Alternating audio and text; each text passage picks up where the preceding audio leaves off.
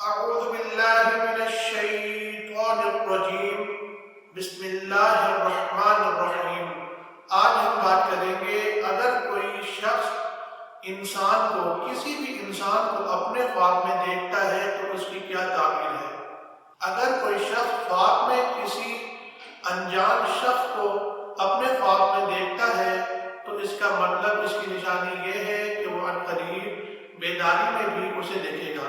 اگر صاحب خواب یہ دیکھے کہ کوئی انجان شخص کوئی عمل کر رہا ہے تو صاحب خواب جو انجان شخص عمل کر رہا ہے بیداری میں وہ عمل کرے گا۔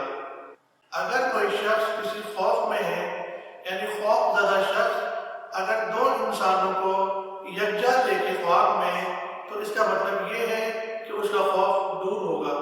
تین لوگوں کو خواب میں دیکھنا گناہوں سے بچنے کی نشانی ہے۔ خواب میں اگر صاحب خواب ایسے شخص کو دیکھے کہ وہ اسے جانتا پہچانتا ہے تو اس کا مطلب یہ